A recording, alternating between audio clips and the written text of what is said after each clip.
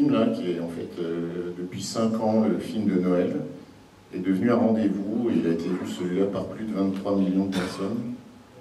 Donc c'est un vrai rendez-vous pour les clients. Ils attendent ça comme un cadeau de Noël, en fait. Et donc ça illustre ce qui est pour moi fondamental dans le modèle des entreprises, c'est d'avoir une mission sociale. Et on a parlé de mission, on a parlé un petit peu du why avec Grégory. Et pour moi, la mission de l'entreprise, c'est d'apporter quelque chose à la vie des gens et de les rendre meilleurs.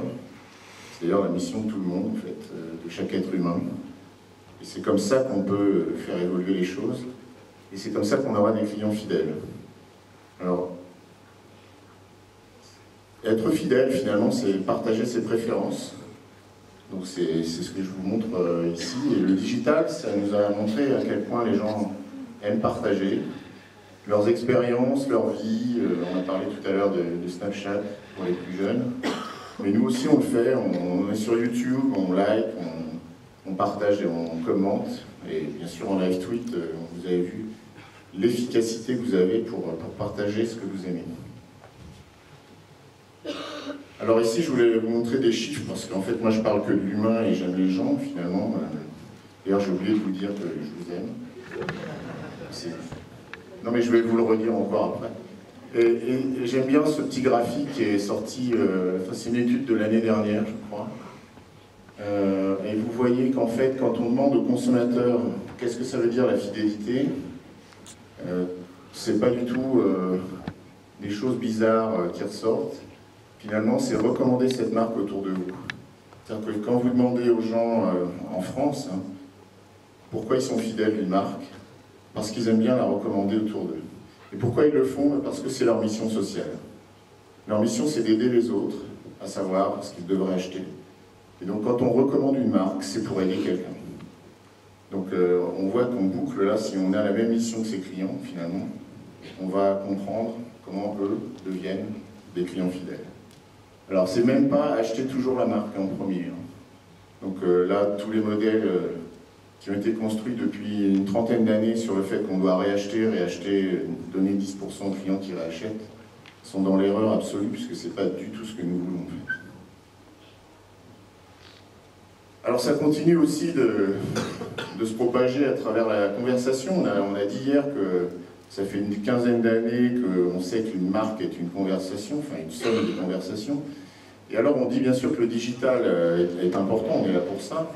Et je voulais vous montrer quand même que les conversations, c'est-à-dire ce qu'on fait nous ici, du networking, des chats entre nous, c'est finalement la première source de business.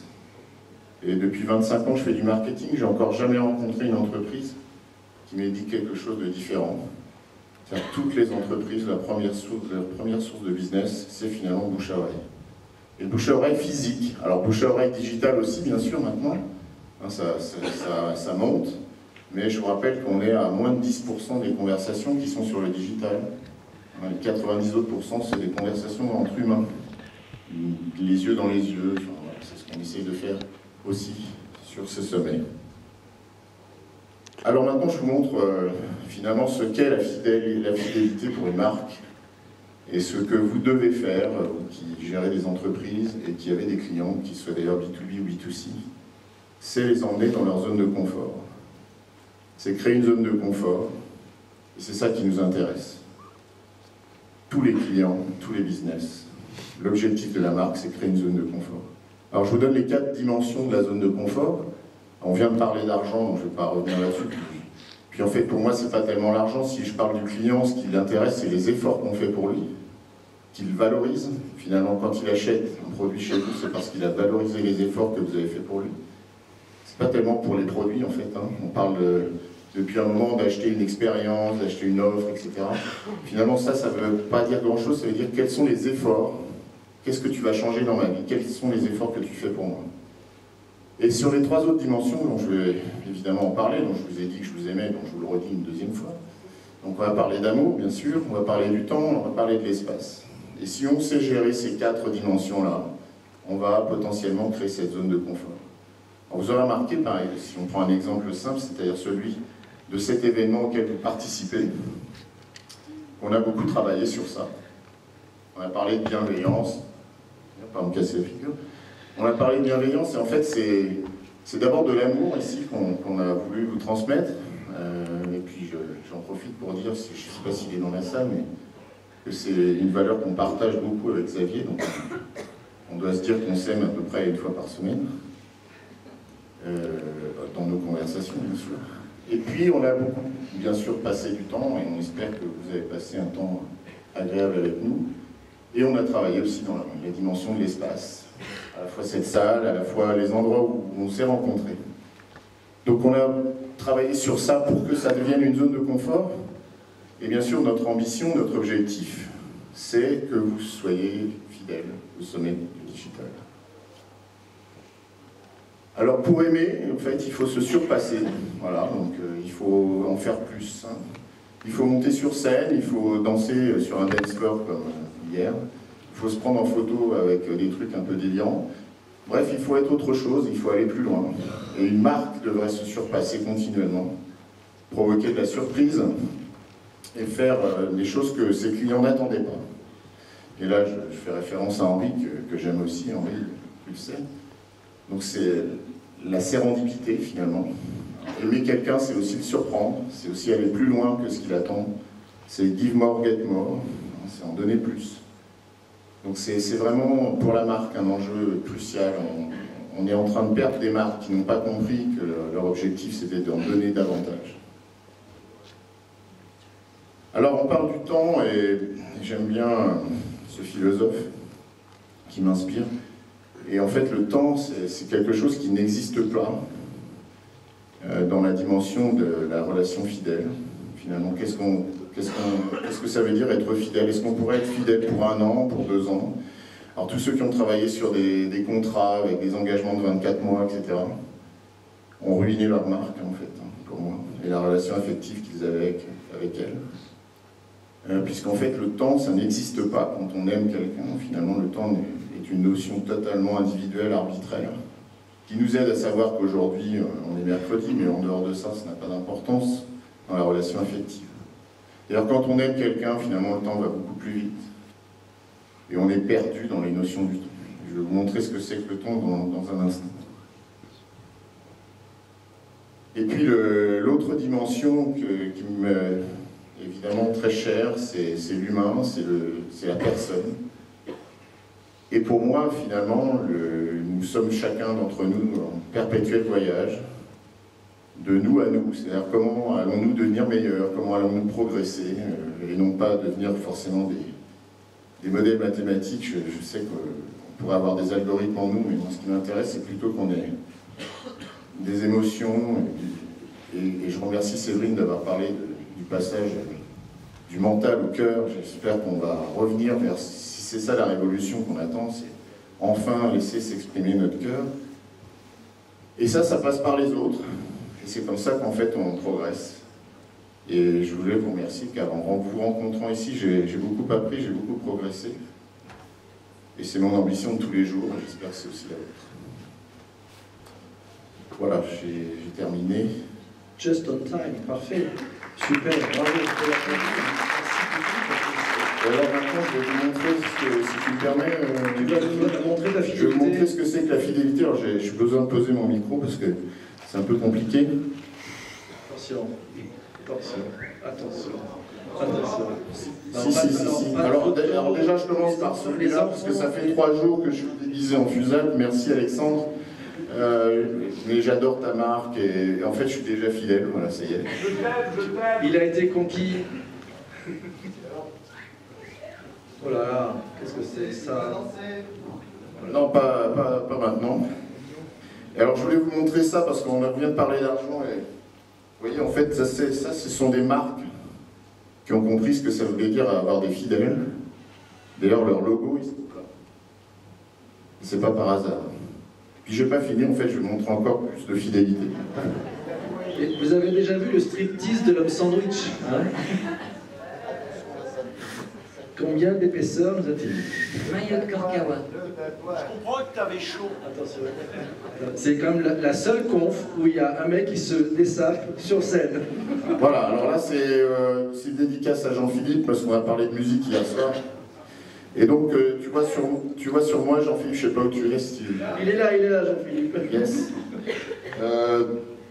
Donc ça, c'est dédicace à Bruce Springsteen. Un t-shirt, je pense que vous ne voyez pas, mais enfin que j'ai depuis 1985. Sur toi, que tu l'as.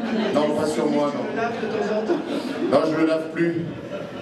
Je le lave plus, sinon il va craquer, et en fait, je l'ai trop porté pendant un temps. Maintenant, je le garde, c'est une relique, mais je voulais vous en faire profiter.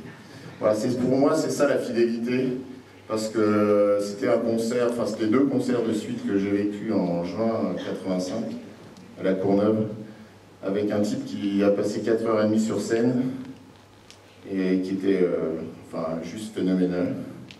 Et on était 60 000, et j'étais venu pour le premier concert, en fait, je suis revenu le lendemain. Lui aussi. Voilà. Et lui aussi. Et nous aussi. Voilà, c'est ça la fidélité. Bravo, merci, bravo. Restez là. Il y a des questions dans la salle. Sylvie. Un homme qui parle de fidélité, ça fait chaud au cœur. Et là, on va poser une question sur l'infidélité. Sylvie, il faut qu'on Je vais parle. titiller un peu, là. Je vais titiller. Sur le web, en fait, t'as pas beaucoup d'émotivité ou de sensations à faire passer. C'est du temps, c'est de l'argent. Donc, comment tu arriverais à gérer la fidélité? Parce que nous, on voit, c'est de l'acquisition. Essayer de faire revenir le visiteur, on est plus à gérer de l'infidélité. Alors, comment tu vois ça par rapport au web uniquement? Ben, je crois qu'il faut commencer par dire qu'on aime ses clients. Et vraiment, c'est une mission importante. Et je vois pas pourquoi on ne pourrait pas le dire sur le web. D'ailleurs, John Lewis le fait très bien. Et donc, ils ont basculé du modèle où on parlait de point de vente physique. C'est vrai que c'est important de rencontrer les gens, de les voir, de leur parler, de faire attention à eux. C'est vraiment une question d'intention au départ. Ici, c'est de l'intention bienveillante qu'on doit avoir tout le temps. Et donc, moi, quand je rencontre quelqu'un, j'ai un a priori positif qui me dit bah, je l'aime déjà avant de le connaître. Et puis, on verra si je suis déçu ou pas. Je suis rarement déçu, finalement. Et c'est ça qui manque, en fait, dans le web. C'est-à-dire qu'on est parti sur l'idée qu'il fallait expliquer, qu'il fallait faire de l'engagement au sens du clic, etc.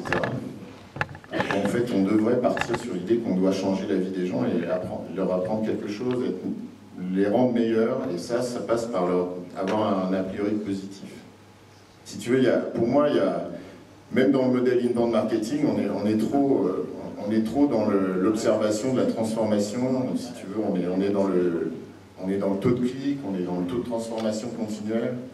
Alors que si tu laisses venir les gens vers toi, et qu'à un moment donné, tu interagis avec eux avec cette intention bienveillante de les rendre meilleurs, il n'y a aucune raison pour que ça se passe mal. Ça marche tout le temps. Donc moi, je le fais maintenant en live, y compris dans des magasins physiques, mais évidemment, il y a une distance avec le digital qui rend les choses un peu plus compliquées, mais en même temps, c'est un formidable outil de conversation. Donc, pour moi, c'est magnifique de faire des films comme ça, avec zéro intention commerciale, sauf l'intention d'apporter quelque chose à Noël pour ses clients. Super, il y a une question de Bruno Friedlanski. Patrice, je crois que c'est Greg hier qui a parlé de la fidélité ultime, c'est quand on se fait tatouer la marque. Ouais. Il te reste un t-shirt. Je te vois venir, Bruno, merci, mais non, je suis pas tatoué en fait. Non, je vais être un peu décevant là, j'avoue. Oui, j'ai entendu ça et c'était passionnant parce que c'est vrai que l'exemple d'Harley Davidson, c'est depuis très longtemps un exemple pour les marques. Enfin, qu'elles devraient suivre, d'avoir réussi à fédérer et à transformer d'ailleurs l'image du biker en quelqu'un d'extraordinairement sympathique. T'as pas un exemple de marque un peu moins historique, plus récente, qui t'inspire comme ça de la fidélité, un nouvel acteur qui aurait réussi à te convaincre? Oui, il y a plein de marques. Une des marques que j'aime beaucoup, c'est Michel et Augustin, donc c'est relativement, on va dire, c'est plus récent. Mais je pense qu'il y a plein de marques qui sont en train de prendre ce virage petit à petit, de comprendre que c'est ça l'humain en fait. L'humain, c'est d'abord quelqu'un qui a envie d'aimer et qui a envie de partager ce qu'il aime. C'est ça son moteur tous les jours. Aider les autres, c'est leur apprendre quelque chose. Et ça, c'est dire quelle est ma préférence. Voilà. Donc, oui, il y a plein d'exemples, mais si on regarde bien, finalement, chaque modèle qui a évolué, par exemple, si on regarde le modèle de Nespresso, on voit qu'il a évolué vers ça. C'est-à-dire avec un départ sur l'idée d'une rupture technologique d'innovation de produit. Ça s'est mis à fonctionner quand on a remis de l'amour dans la relation. C'est-à-dire que finalement, j'aime Nespresso parce que j'ai envie de servir le meilleur café du monde à mes amis quand ils viennent chez moi. Et donc on sait qu'il y a des gens qui ont des Nespresso chez eux et aussi une cafetière traditionnelle pour eux. Je relance pas parce qu'on n'a pas le temps, mais c'est quand même un petit luxe de marque qui est déjà très rentable de pouvoir faire des films gratuitement pour dire à ses clients qu'elle les aime. Ouais, bah, enfin tu peux le faire toi aussi, Marie. Ça coûte? Je sais pas. Moi ça me coûte pas, j'aime bien faire des efforts pour mes clients. Super. Bravo, merci.